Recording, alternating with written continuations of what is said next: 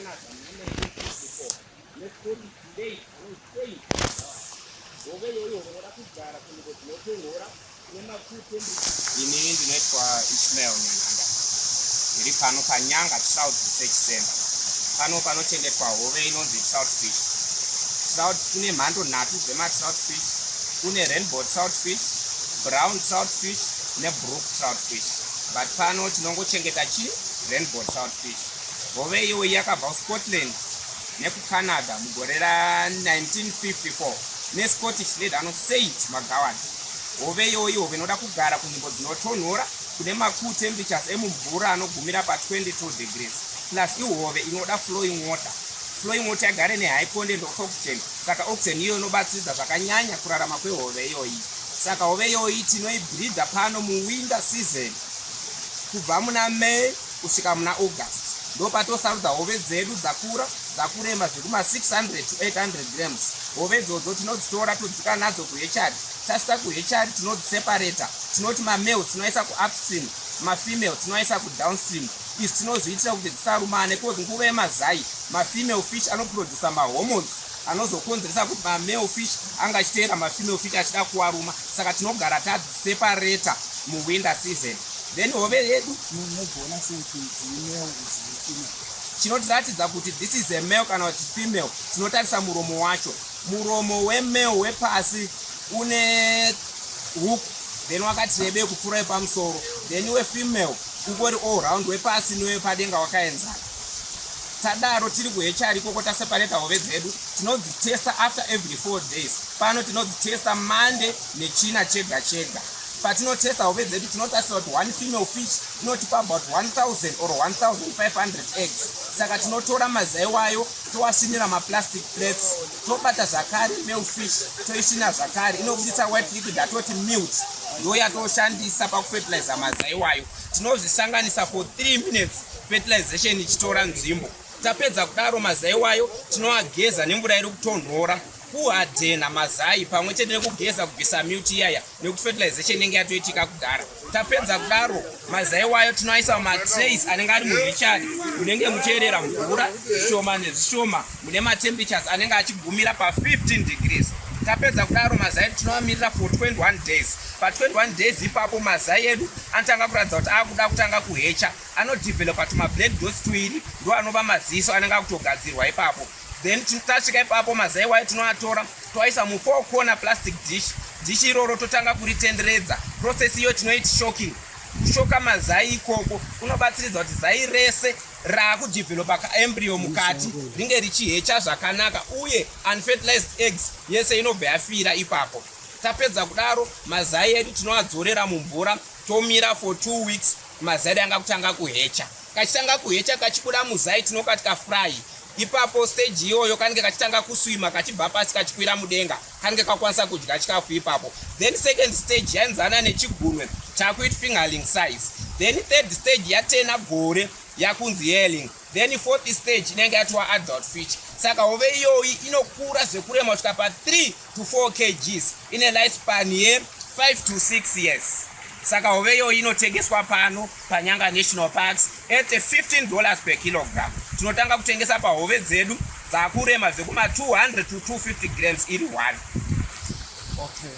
Na tourists ndiapi ma activities ariko Canada uye na tourists anofarira sei? Matorisi anofarira zvakanyanya nzvimbo ino yebhozi. Hove iyoyi inongwanikwa kuno kuiNyanga chete. Vazhinji vagara vangoziva mabrim, matilapia. And futi mamwe maactivities anoitika pano pane atoti pond fishing. Tinokwanisa kuredza mupondi medu tichibhadhara mari iyo zvakare inonzi $15 per kilogram. Unobata hove dzako then tokuera woenda nadzo. Tine atoti kufly fishing dzakare kumadams. Tine 4 madams edu ane matrout fish. 2 acho mapopular waters inova Mare Dam neRhodes Dam anenge achiita $10 pazuva nebag limit yehove dzinokwanisa kusvika 4. Then tine atoti maquality waters inova Gulliver nePeden. Tinenge chiti maquality waters but tinenge takaisa hove dzedu dzati kurei dzakurema zvekuma 500 grams kusvika kuma 800 grams. Inenge chiita $15 per day nebag limit yehove 3. Okay, so ngada utaona in terms of this place. chatoda kukurudzira kune mwana wese weZimbabwe tinoti uyai kuinyanga. Ino inzvimbo yakanaka patourism. Uyai muzionere hove yedu yatinayo pano inonzi rainbow trout fish. Saka pane hove ngani panapa at the moment?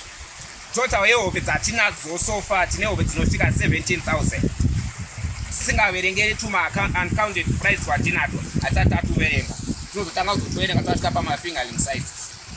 This is a massive project. The one project among many that the Second Republic was revamped and brought up. In this Nyanga area, this is a unique place where you have the good temperatures that are very conducive for breeding trout fish. You cannot breed trout fish anywhere you want. There has to be a particular area with particular temperatures and other supporting factors. These are the things that are found here.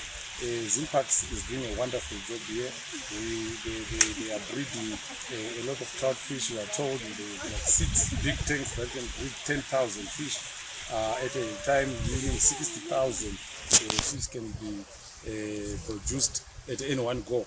This is wonderful, and for Manicaland we are saying this is taking us to another level. We have several other projects that are complementing this one with our tourist resorts being revamped, and us expecting influx of tourists at the Sanganani, Shanganai, Kumbanai tourism expo. These are the things that we are looking forward to entice our visitors with, to make them feel at home, to make them enjoy the beauty of Zimbabwe, the beauty of Manicaland. What does this mean in terms of Nyanga being a tourist destination?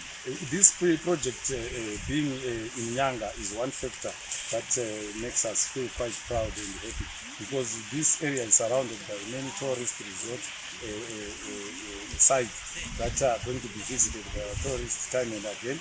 You know, we always call this place the mystic Eastern Highlands.